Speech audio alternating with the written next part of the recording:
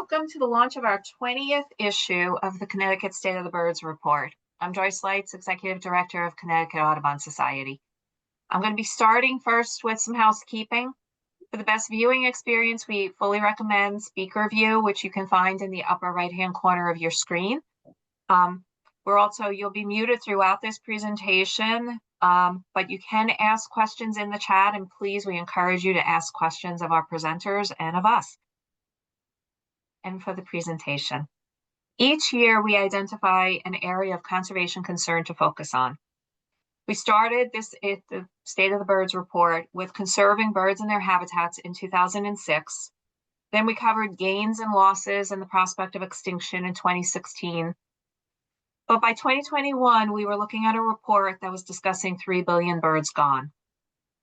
This year's topic, Conservation Works, looks at what has changed in bird and habitat management over the years and what has moved the needle towards success.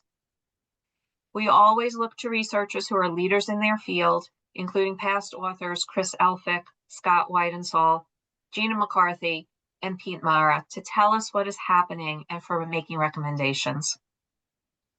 The 2025 report was inspired by a comment by Pete Mara that he made after the 3 billion birds gone report was released. He said, "You just don't go back to doing the same things after a report like this." And we agreed with him. Therefore, we decided to look into what has changed. Conservation works because of all of us. Conservation works because of you.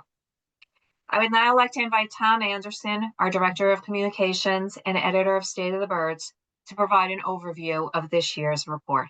Tom? Yeah, thank you, Joyce. Hi, everybody. So the overarching problem for bird conservationists now, as Joyce mentioned, is the loss of 3 billion birds in North America since 1970.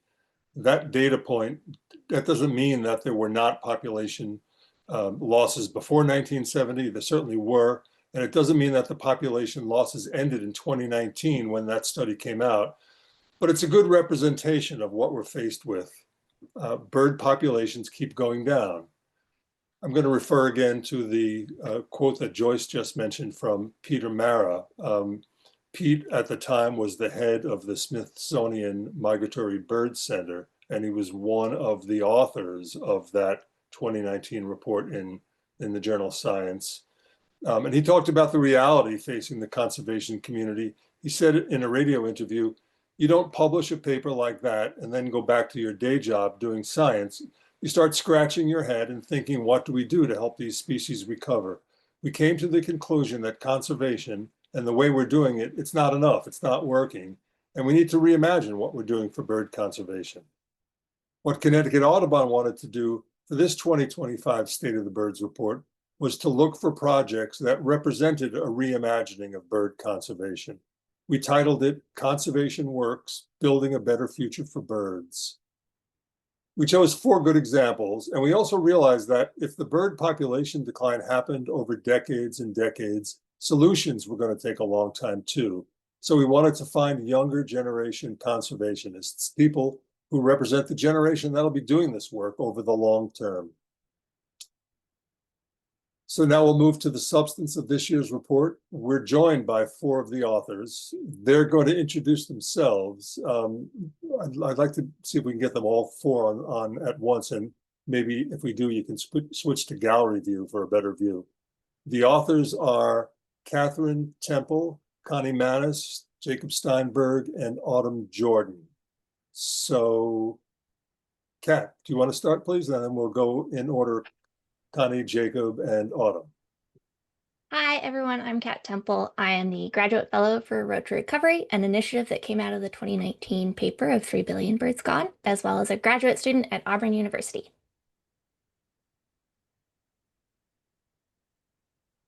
Hi, everyone. I'm Connie Manis. I am the Executive Director of the Kent Land Trust, and the Kent Land Trust is a single community land trust, but also part of the Litchfield Hills Greenprint Collaborative, which is a regional conservation partnership in Connecticut's northwest corner, including approximately about 30 conservation organizations and local Audubons, such as Sharon Audubon and Bent of the River.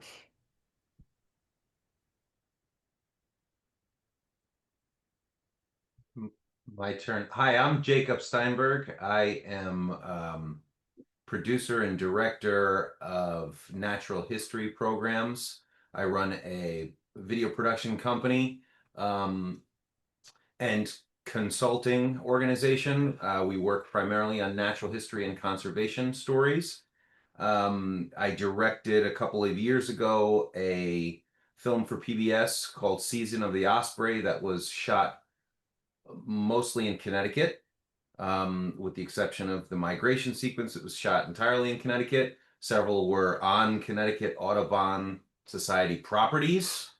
And I'm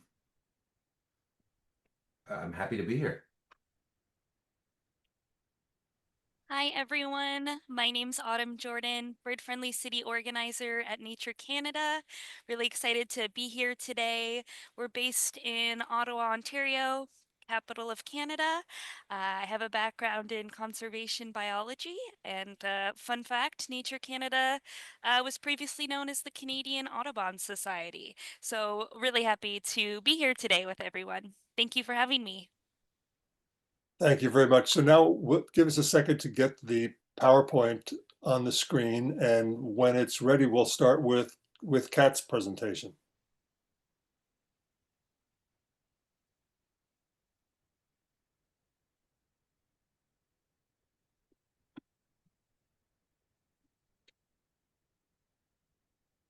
All right, if we're ready, then I will go ahead.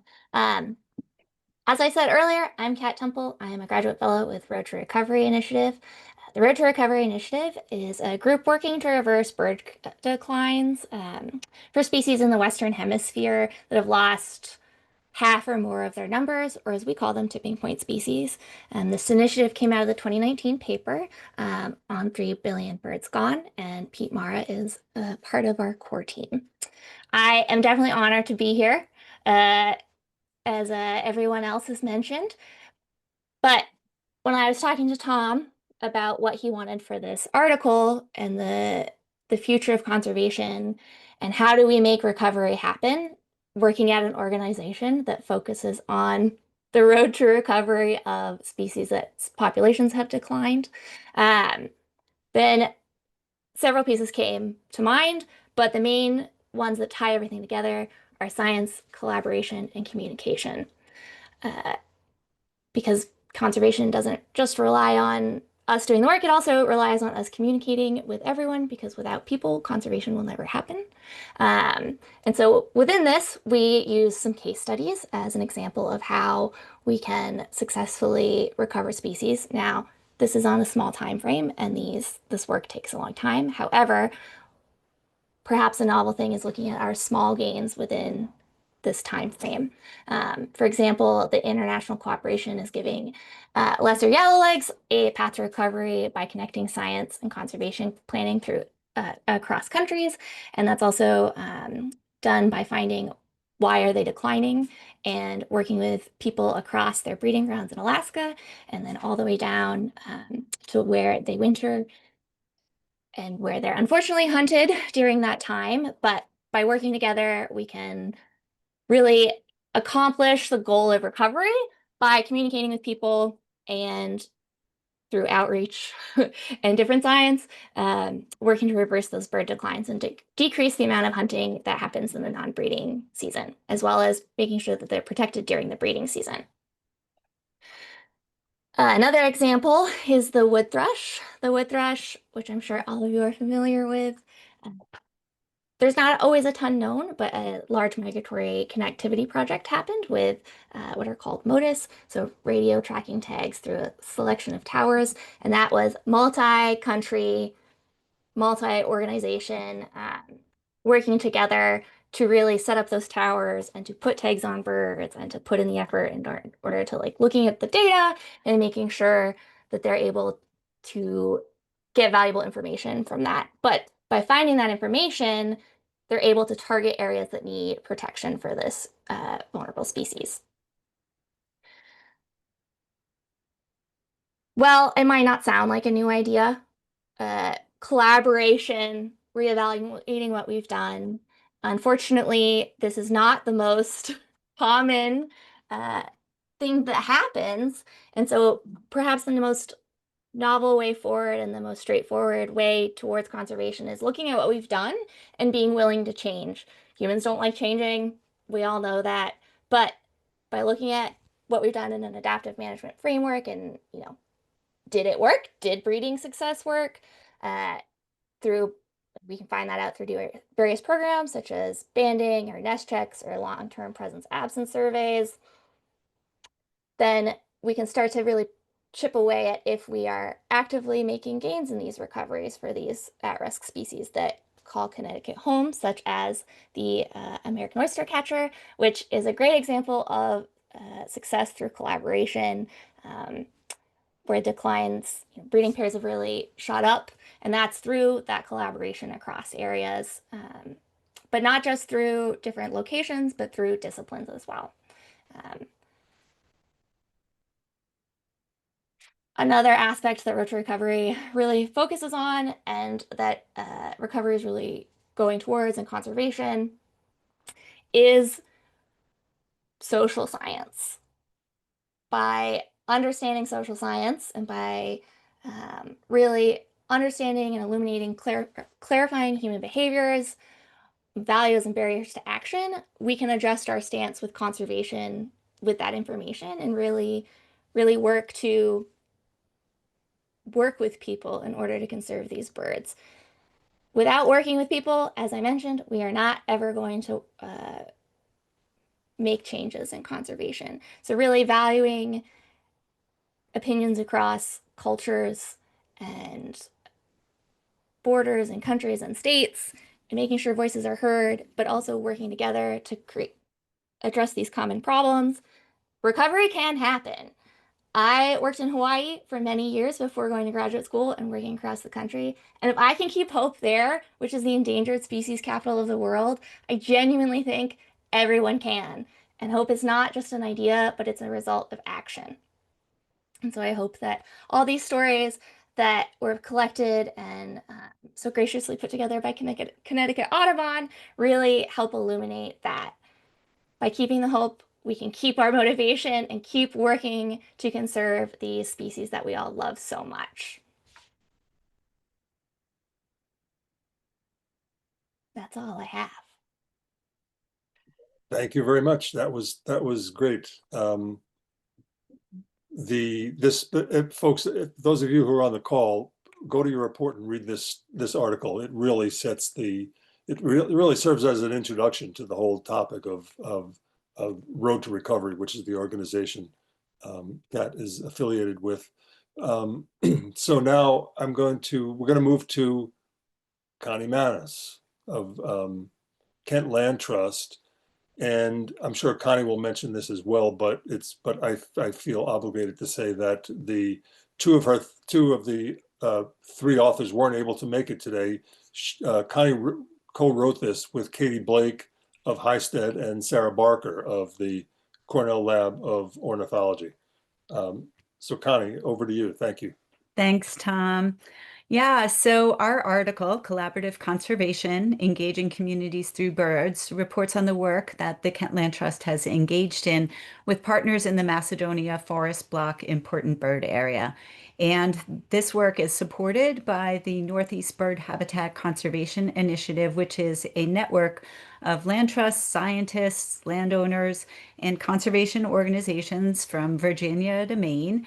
The Northeast Bird Habitat Conservation Initiative includes partners across the Northeast, including the Cornell Laboratory of Ornithology, and Cornell Lab operates a grant program for land trusts that are implementing bird conservation work, such as habitat restoration, education, and outreach activities. So, Tom, thanks for bringing it up. I do want to acknowledge and thank my co-authors. First, Katie Blake from Highstead, which is a regional and ecological stewardship nonprofit based in Reading, Connecticut, dedicated to increasing the pace of land protection in New England and beyond. Katie co-leads the Northeast Bird Habitat Conservation Initiative, as well as the RCP network, and that stands for Regional Conservation Partnership. Sorry, so many acronyms. The RCP network is kind of a network of networks, if you will, supporting peer learning and cross-boundary interdisciplinary collaboration in over 600 organizations operating in 1,600 municipalities and townships throughout New England, New York, and beyond. And I expect that at least some of our audience today were with me yesterday at the annual RCP network gathering, fabulous gathering.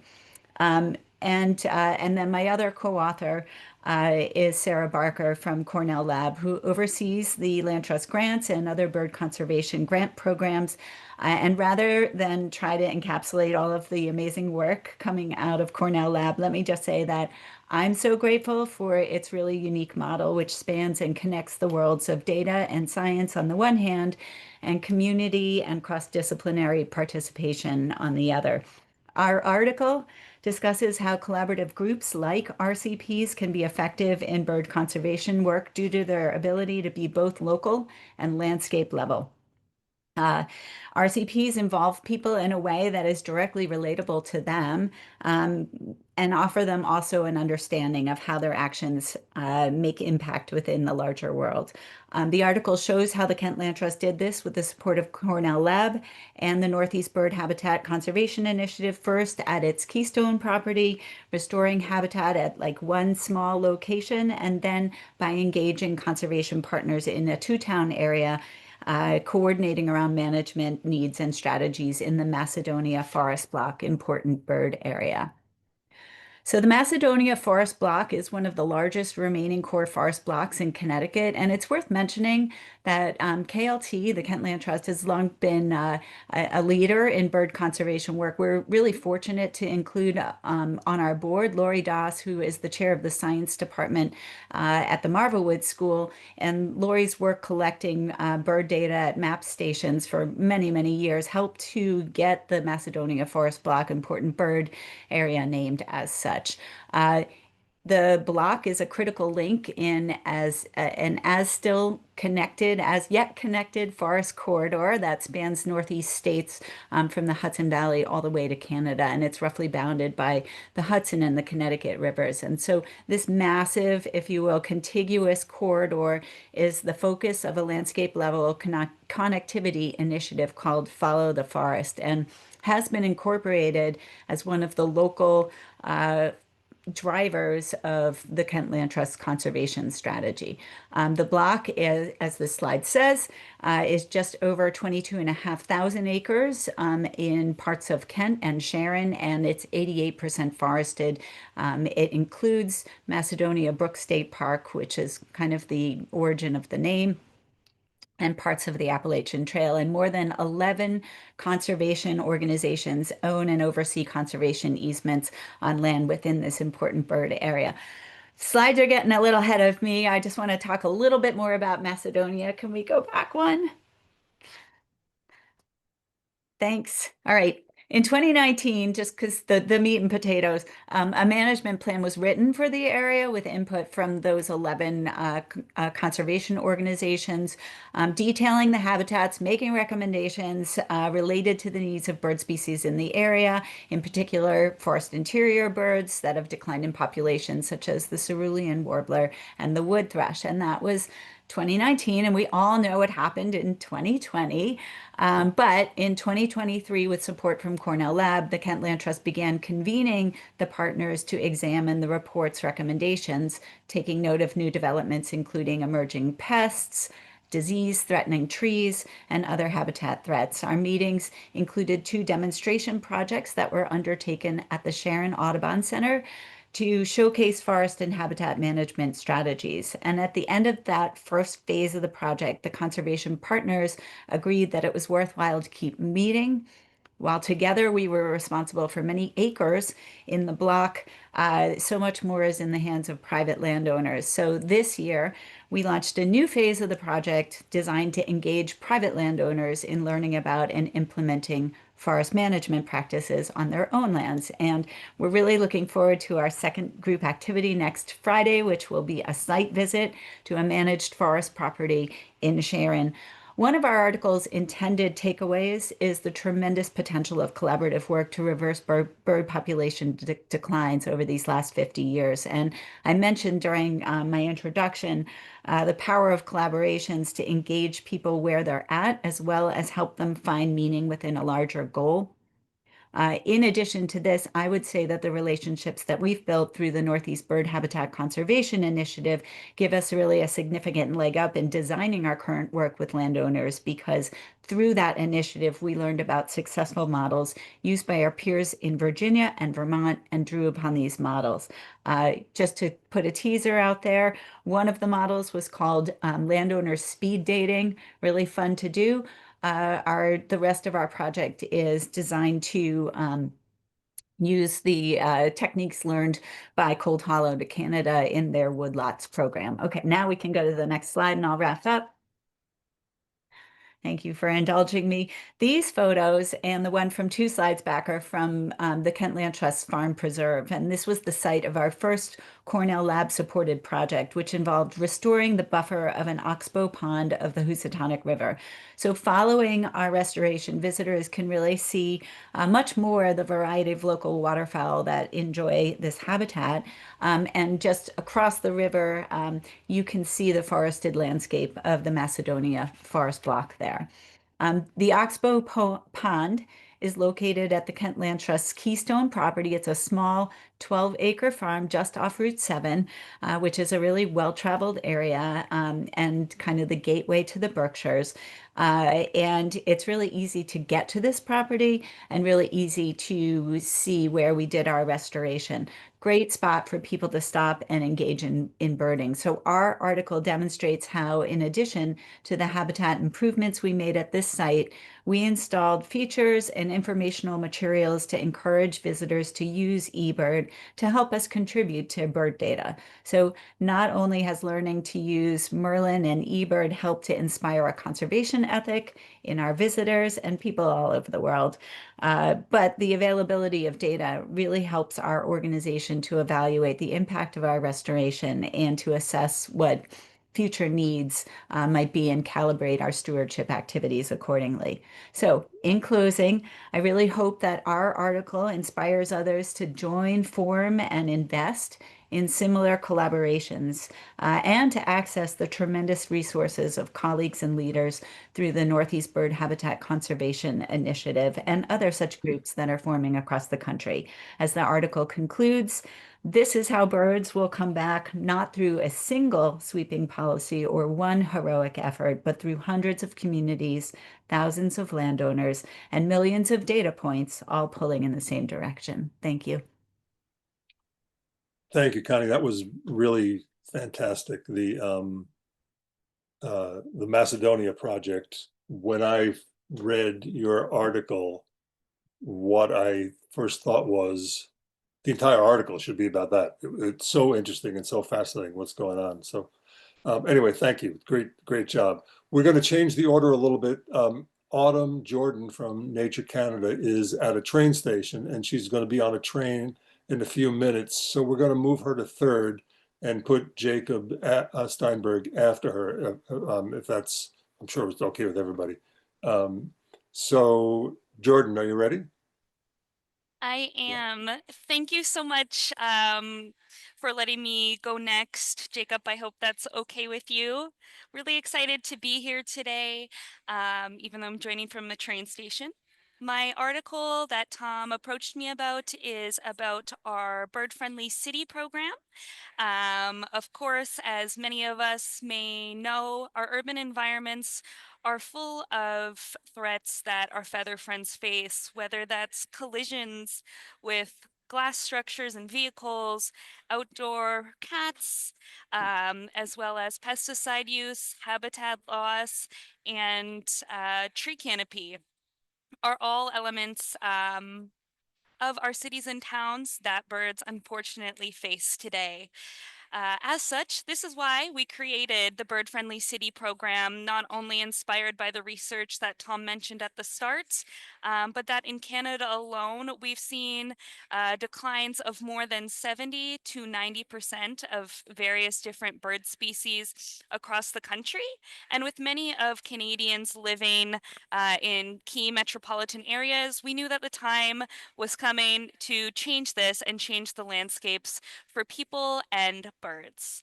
And within this model, as is mentioned on the slides here, this is definitely a program that could be expanded into the United States, and practices within the program can definitely be implemented by Connecticut cities like Bridgeport, Stamford, New Haven, and Hartford. One of our key cities that we talk about in the article is the city of London, Ontario, which is along the Thames River. It's home to a variety of endangered species here in Canada, including the wonderful chimney swift, killdeer, and horned owls. The City of London is one of two high-level ranking bird-friendly cities here in Canada. This is, of course, due to a variety of different stakeholders, volunteers, and birders coming together with their municipal officials to create protected areas that we call environmentally significant areas, in which development is prevented and the space is protected for birds in similar fashion to important bird areas. Not only is habitat protection an important part of the program, policies and practices such as bird-friendly design, so retrofitting windows to be visible to birds, as well as keeping cats indoors and on their property through policies we call in Canada no roam cat bylaws, which of course can be quite contentious, hot button topic. But those are just a few of the actions laid out in our program that municipalities of all sizes, big or small, can take and run with as an action plan to create friendlier built environments for birds and people alike. And as mentioned, this program provides a great runway for cities in the US and Connecticut to implement best practices in policy, community engagement, and habitat protection. And if you have any more questions about the program, or how you'd like to get involved in implementing something similar in your city, please visit our website. I just linked in the chat there for our program website.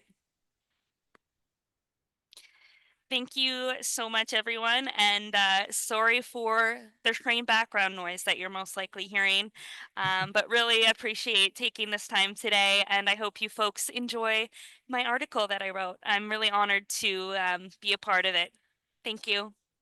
Autumn, thank you. That was terrific. I didn't realize among the least significant facts that I just learned is I didn't realize the river in London, Ontario was also pronounced Thames, which is how we pronounce the river in New London, Connecticut. I love that. So that was terrific. Thank you. And your article is great. We're going to move on now to ospreys and Jacob Steinberg. Jacob. Thank you, Tom. Thank you to the other presenters. Happy to bat cleanup here. As I mentioned before, I work primarily in natural history storytelling and the intersectionality between nature stories and animal behavior and conservation action and things that we can do to improve our environment. And there is a major story happening right now in the Chesapeake Bay and regionally that a lot of people aren't aware of. That brings us to the article that I wrote called Osprey at the Crossroads, Crisis in the Chesapeake, Opportunity in New England, which brings the osprey right in the center of, in my opinion, one of the most important and consequential conservation moments of our time. Interestingly enough, osprey were at the center of another one of the more impactful and consequential conservation moments of previous generations' time. Even further interestingly enough, the epicenter of that moment was also in Connecticut. Shout out to one of our attendees today, Dr. Paul Spitzer, who was fundamental in that moment as well, working in our Connecticut River estuary as a PhD student during the DDT era. So the premise of my article is to introduce folks to the wonderful osprey, which needs no introduction here in Connecticut. We love our osprey. The last several decades have been a wonderful time to live in Connecticut and enjoy osprey.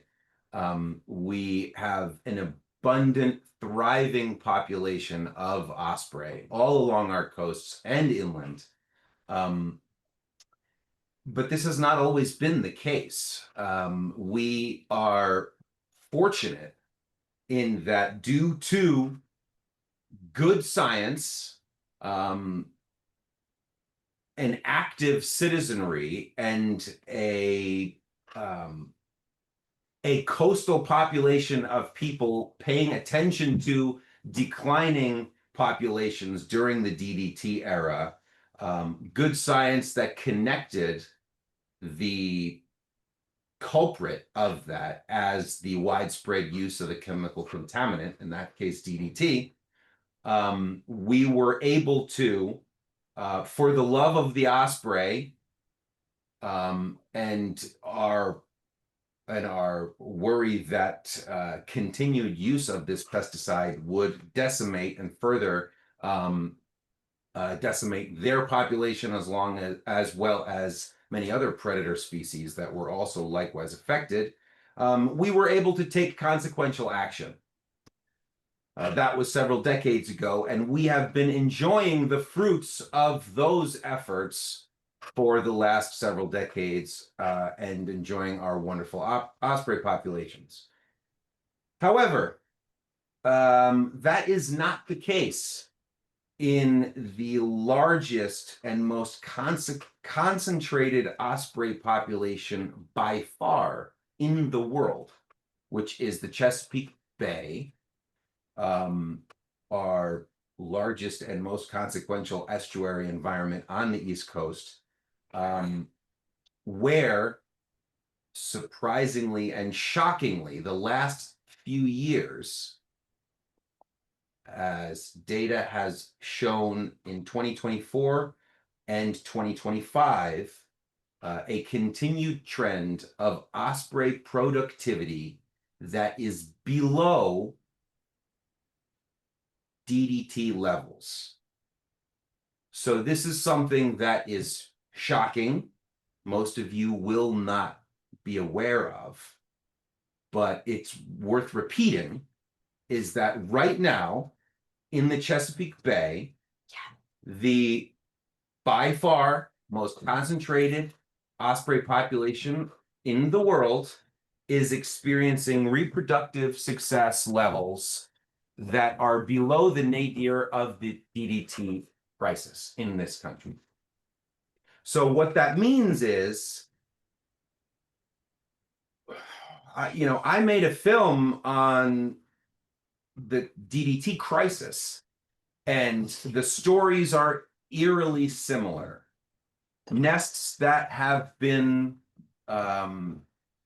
gracing coastal residences, docks, the pylons, these familiar nests, these familiar pairs that have come back year after year, they're empty. They're not coming back anymore. Reliable nests, they're not producing any young. Nests go empty. These haunting stories of an era that we thought was behind us and many of us now take for granted, are repeating themselves. Now, why is this happening? Thanks to extensive studies and good science that's being taken down in the Chesapeake Bay, primarily led by Dr. Brian Watts. This is all in the article. I'm just summing it up for you guys. Dr. Brian Watts out of the Center for Conservation Biology down in Virginia has been conducting an extensive study, a prey-based study. This means they are assessing the food that is being delivered to these nests in a variety of locations in the Chesapeake Bay. And they have determined, matter-of-factly, that the cause of these declines is starvation.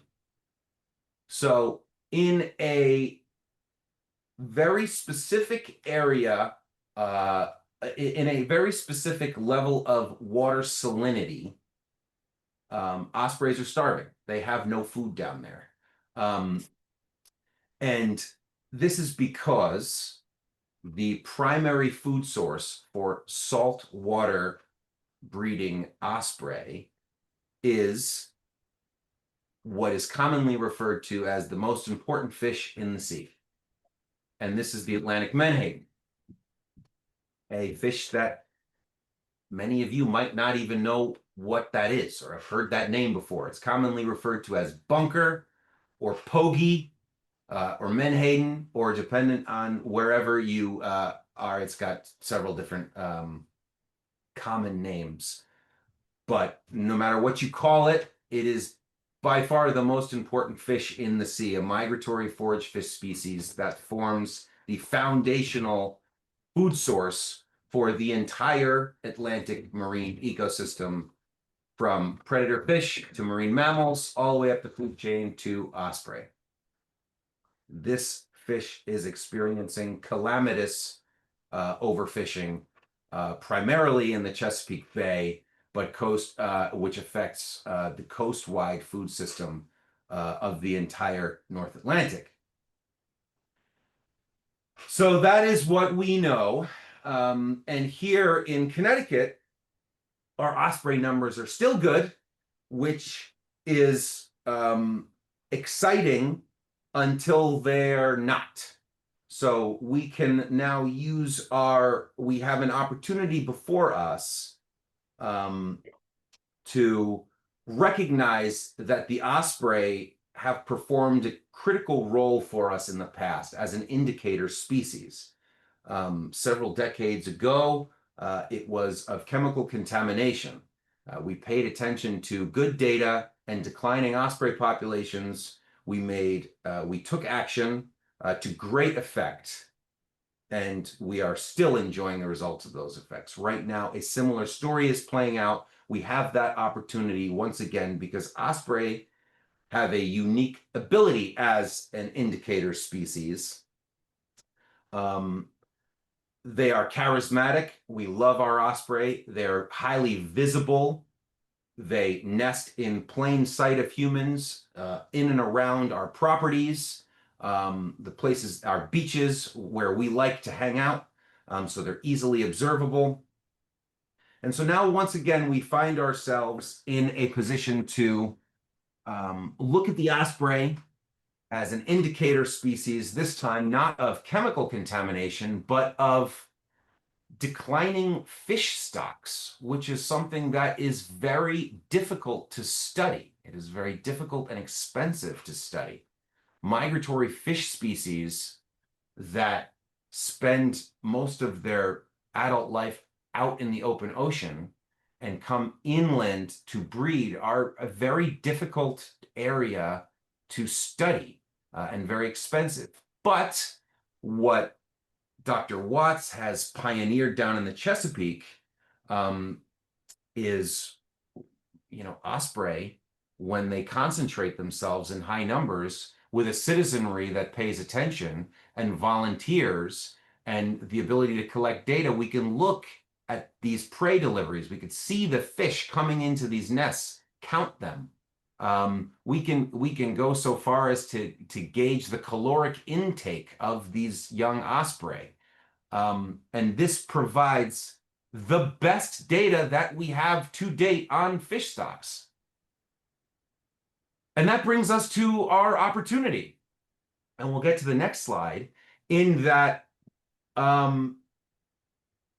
my recommendations in the article is that what we don't know is, outside of the Chesapeake Bay, outside of the work that Dr. Watts has pioneered, we really don't have great data, or any data at all, about prey deliveries for localized populations anywhere outside of Dr. Watts' study areas. So look at what we've got here in Connecticut.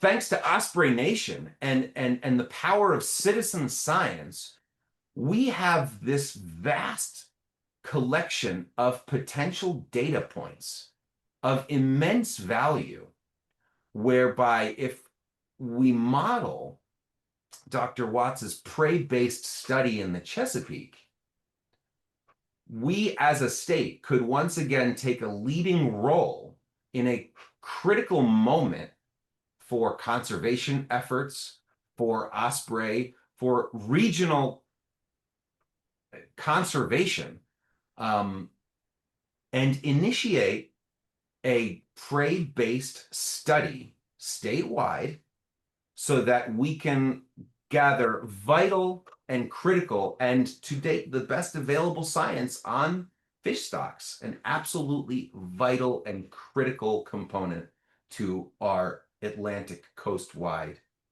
ecosystem. And I'm really proud and happy to say that Connecticut Audubon has taken a real leadership role here and has initiated a statewide prey-based study of our Osprey Nation monitored nests, and utilizing the power of citizen science and volunteers and staff members and biologists. We will compile what to date will be the only other best available science outside of the Chesapeake in another crucial ecosystem, which is the Long Island Sound estuary. And for more information on all of this, I recommend you read the article. Definitely subscribe to Connecticut Audubon Society's newsletters, because there will be more information about this in the coming months and years. You can learn about all of this in my next feature film, which is entitled The Most Important Fish in the Sea, about this very story that is unfolding now. We're doing a screening with Connecticut Audubon next week. So sign up, learn more, and thank you for your time and interest. Jacob, thank you. That was great.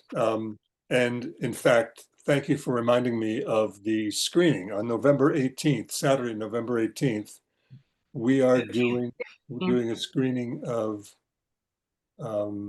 Season of the Osprey at Spring Hill Vineyards in New Preston, Connecticut.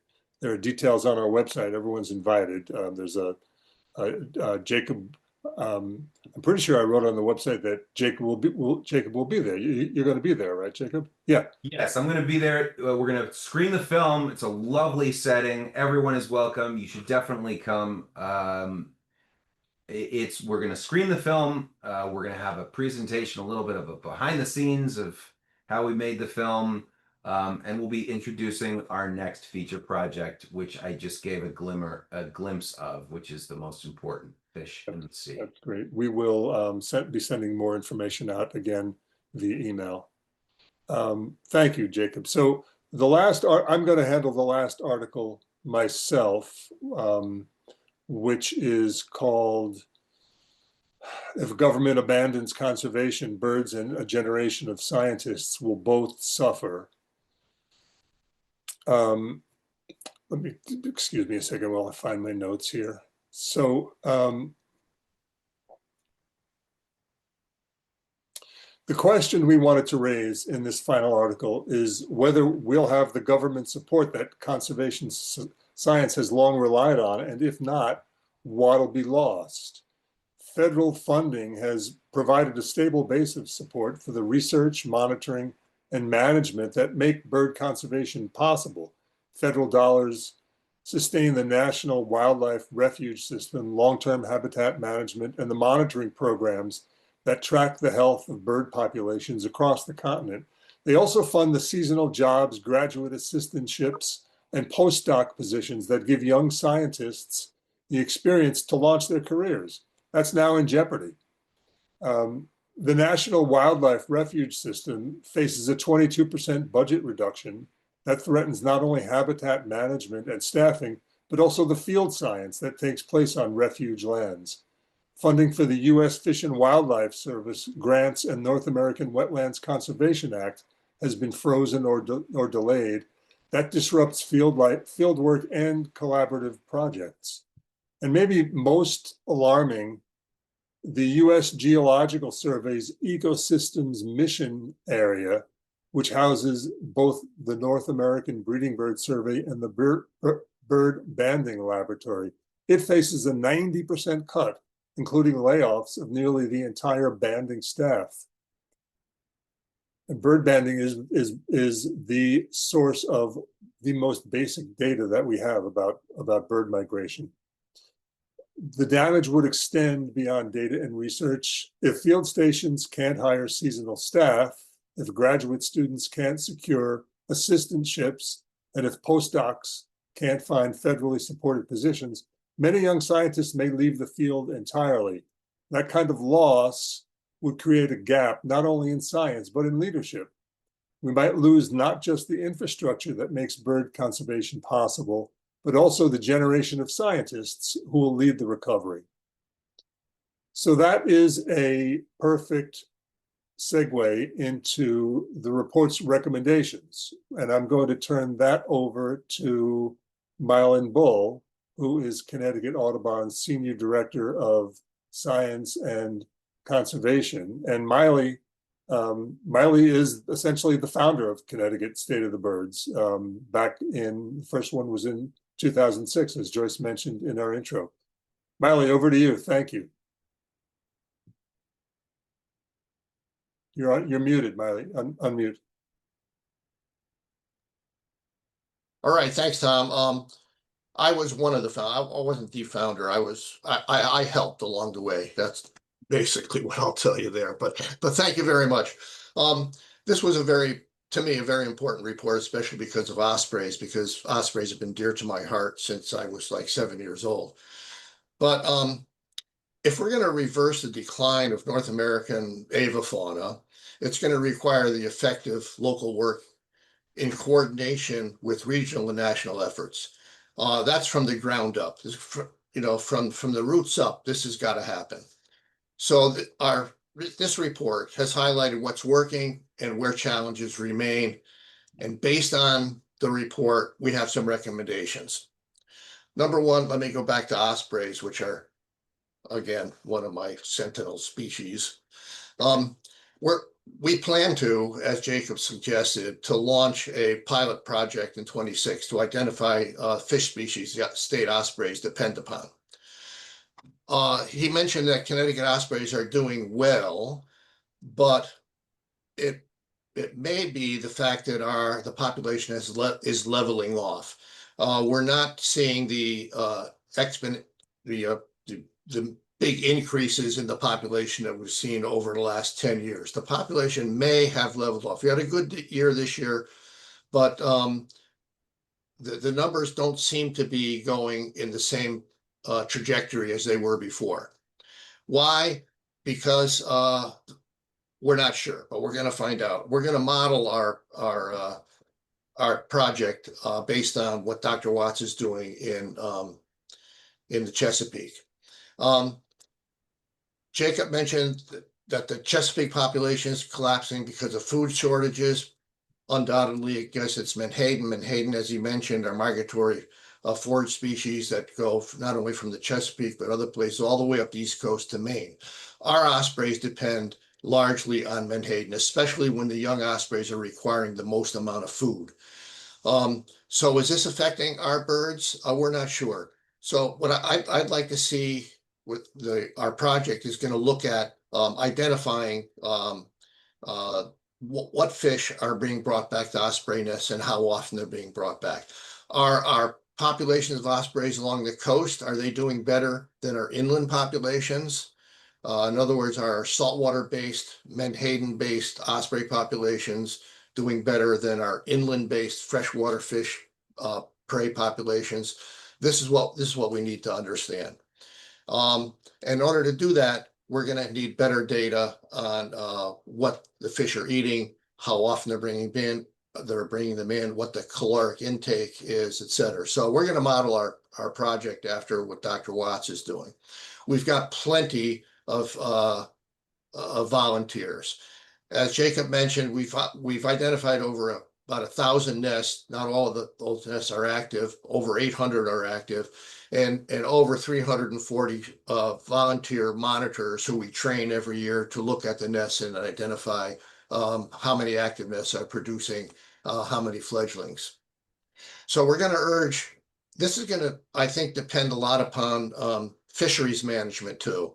And DEP has already expressed an interest in this, in helping us with marine fisheries at the state level to look at osprey data and reproductive success, diet, and maybe population trends, turning them into their decision making. I don't know if I didn't talk to Jacob, but I've noticed this summer, just through regional sport fishing reports, that those huge populations of adult menhaden were not in Long Island Sound this year. There were smaller juveniles, but the big schools of adults weren't there this year. So this is why we need to bring along the Marine Fisheries Department as well to understand what's going on with the fisheries and ospreys in Connecticut. So we'd like to encourage the ecosystem managers to incorporate osprey data into their decision making. Clearly, ospreys are ideal ecological indicators, and leveraging their role as bioindicators can help transform, long-standing fisheries debates, and the debates between the people who are, fishing for menhaden and turning them into fish pills and cat food, are debating with the environmentalists. But we need to have some really good data to turn that into transparent, science-driven conservation. Okay, so I'll get off my high board on ospreys. But we have other recommendations as well. We need to strengthen our piping plover protection. Since being threatened in '86, our Atlantic coast of piping plovers has increased from something like 800 pairs to over 2,000, including more than 80 pairs in Connecticut. Most of this progress comes from the coordinated efforts of the government, the federal government, the state government, and also by local people, our Connecticut Audubon and our Audubon Alliance project, which incorporates volunteers to look at what's going on with our coastal water birds and piping plovers. We spend a lot of our time, effort, and volunteers in training people to protect and conserve, to put in fencing, to protect our piping plovers. So we've increased it, but we need to continue our efforts for piping plovers. So approximately 1/3 of the state's piping plovers nest at Milford Point, and we'll continue to make protection of that habitat our highest priority. The success that we've had there shows that the value of day-to-day monitoring and collaboration among agencies, conservation groups, and the public. But also we need to protect other vulnerable shorebirds. More than a dozen migratory shorebirds regularly occur on Connecticut shorelines. These include things like black-bellied plovers, sanderlings, red knots, greater and lesser yellowlegs. These are tipping point species, having lost over half their population since 1970. So these birds have stopover areas in Connecticut that need to be protected and monitored during their migration stopover periods. So we have to extend our efforts from beyond Milford Point to these other areas along the coast where these key sites, where these migratory shorebirds are roosting during migration. Also, outreach strategies that have been tested by Virginia Tech and Audubon have been very productive as well. These include walks for the public, community meetings, signs and fencing, shorebird viewing areas. We need to extend these to other areas along the coast to reduce human disturbance on these birds that are resting and roosting during migration that need to be protected. Also, we need to make Connecticut cities bird friendly. This is another one of our recommendations. Obviously, from what we've learned, urban habitats are critical for Connecticut birds.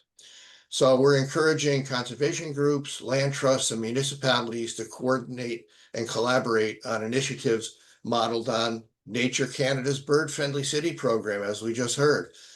Priorities would include reducing glass collisions, light pollution, pesticides, rodenticide use, and outdoor cat predation. A thorny subject, but it needs to be done. We'll also urge the adoption of bird-friendly building standards at state and municipal levels, modeled on New York City's local law number 15 and Canadian Standards Association guidelines. And in my opinion, most importantly, as Tom mentioned, we need to maintain federal conservation funding.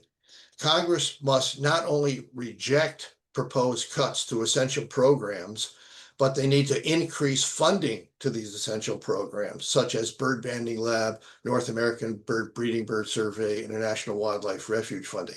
Already in Connecticut, several of our national wildlife refuges are on offshore islands. We're having trouble even maintaining boats to get out to these islands to have them protected, monitored, and conserved. So instead of rejecting proposed cuts, we have to reject any proposed cuts, but we need to increase the funding, not just reject the proposed cuts. So the cost of losing them, it far outweighs the savings. We can't do this. So we have to maintain and increase federal funding for conservation. And that is the end of our recommendations. Sorry if I was a little disjointed, but I hope you all agree that these are very, very important. So thanks, Tom. Appreciate it. Yeah, thanks, Miley. And we're going to move into a Q&A, and a couple of the questions were about ospreys. So maybe I could just ask you those before we move in, before we do any others. One of the questions was, what do the ospreys who nest inland in Connecticut eat? And I'm assuming that, but you can correct me if I'm wrong, that's one of the things we want to try to find out with this study we're going to start next year. Yeah, sure. I think the Chesapeake study has shown that the more freshwater-based ospreys are doing better than the saltwater-based ospreys. So we know from casual observation that these freshwater-based ospreys are bringing back a whole variety of different fish species. They are especially appreciative. These ospreys, these inland ospreys, are especially appreciative of the state stocking trout in certain waters around the state, because a lot of our ospreys are bringing back trout. So, but also, we've seen ospreys bringing back things like Japanese koi from fish ponds. They're bringing back things like largemouth bass, fresh perch. We've got reports of lots of other species as well, American eels, etc. So, but I think what we'd like to, when we model our project, we want to find out Are the inland-based ospreys more productive than the saltwater-based ospreys? And what are these fish, these ospreys bringing back for prey species? So I think you reminded me a couple of weeks ago that there has not been commercial fishing for menhaden in Long Island Sound in a couple of decades. Correct. So do you know, are there restrictions in Chesapeake? Is that the problem down there that there are not enough restrictions? Well, yeah. Well, I'm not the one to, belabor it, but in my view, the commercial fisheries are taking way more millions of tons sucking out of the Chesapeake than should be taken for balance, because the menhaden from the Chesapeake migrate all the way up the coast to Maine, and so our ospreys are depending on menhaden that got their start in the Chesapeake. So that's why I'm worried now that it looks like our population may be leveling off, and I hate to see it declining. But yes, there is a moratorium on commercial fishing for menhaden in Long Island Sound. But if they're taking them all out of the Chesapeake, that's going to affect everything in Long Island Sound as well. Right. And there's also a question. I was wondering if we could get Connie back on, because there was a question about Macedonia forest block. And that question was, is the Macedonia forest block a corridor that also other animals can use to move northeastward due to climate warming?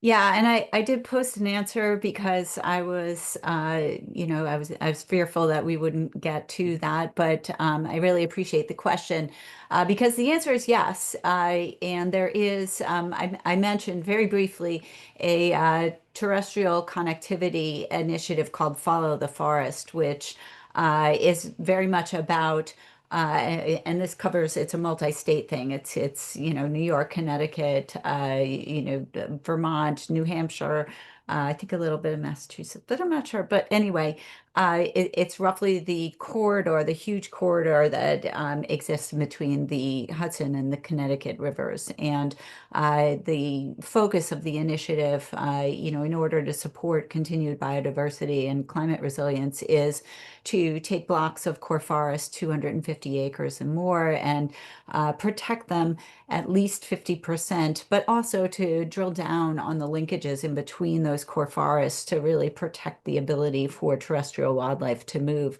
I think that it is relevant here, and I mean, certainly the Macedonia forest block is within that corridor. But relevant to our discussion today, there's all sorts of co-benefits to that, certainly providing interior forest habitat for the birds that need that habitat, but also, for us humans, clean air, clean water, recreational opportunities, all of those amazing co-benefits to an initiative like this. And then finally, I'll just mention that, like the point of our article, the Follow the Forest initiative and others like this really kind of place the individual in a place of a place of action and impact, by showing you, very clearly what you yourself might do with the small area that you have control over, like small changes, which, as Miley was mentioning, things that are really practical, like, not letting your cat outside, but not only giving you that extremely, that autonomy to exercise control and make a positive impact, but also putting it in the context of what is going on all around you regionally, and in fact, across a multi-state corridor. It's very powerful to connect people in that way and to give them that kind of hope that what we'll do together, like what I do as a person makes a difference, but what we all do together makes a tremendous difference. Thank you, Connie. That's really interesting, and it's obviously not just interesting, but right. So I'm going to turn this back over to Joyce. There may be another question or two and the wrap up, but I wanted to make sure the people who are listening to this realize or know that the people who write for Connecticut State of the Birds do this as volunteers. We don't pay them. They're doing it because it's important enough to them that they'll spend their time and share their knowledge with us. And so one last thank you to Kat and Autumn and Connie and Jacob. It was really great working with you, and I hope to keep in touch. Joyce, your show. Thank you. Thank you, Tom. And as Tom said, thank you so much, Kat, Connie, Autumn, Jacob, Miley, and Tom, you too, all that you do to put these reports together. This is a compilation of years of work of researchers that really tells a conservation story and for conservation success. There were some questions in the chat asking about rodenticides and neonics. Last year's State of the Birds focused on neonics. And because of the stories that were in it, the science behind it, as Miley said, because we really rely on that science, because of that, our voices were heard and legislation was passed that will reduce the use of rodenticides and neonics. We will continue that to talk about it because we didn't feel it reached as far as we wanted it to, but it was the first step, and it was an acknowledgement that neonics and rodenticides are an issue in our state. And we cannot thank you enough for giving your voice to that. As Connie said, conservation works because of all of us. It's all of us taking those small steps. So as we look forward, we're going to continue to partner with all of those partners, Kent Land Trust, Highstead, H2H, our partners for pesticide reform, all of those talking about neonics and rodenticides. National Audubon Society, Audubon Connecticut, who lead the Shorebird Alliance, they with us and and other partners do an amazing job of protecting birds, but they really take the lead not just in Connecticut but across New York and all throughout Long Island Sound. The work's essential and the work continues. And we know that you who have joined us today will continue to lend your voice. We're going to continue to ask you to lend your voice to strengthen what's happening in our state and to strengthen conservation nationally. We're going to continue our partnerships, and we appreciate all of the partners and all of the work that they do. Everyone's focus in each area pulled together into that larger landscape scale conversation is what makes a difference. So we are all strong and we are all Connecticut. I want to thank you. And in particular, I do want to thank WSHU Radio. We kind of overlooked that a little bit in the beginning, but they are the sponsor. They are the media sponsor, and they have been promoting our State of the Birds. As Jacob said, we're looking to do some research projects in the coming year. And those projects will include looking closer at our osprey population and what they're feeding. As Miley said, we've been in communication with DEEP, and we're looking to talk with all of our partners about that. You'll be hearing a lot more about this report and different aspects of it throughout the year, because these are our focuses for the coming year and beyond. This is where we really feel if we put our attention, we're going to have success. And you have helped us to make that decision. So thank you so much for joining us today and for all of your commitment to the environment. Thank you, Joyce.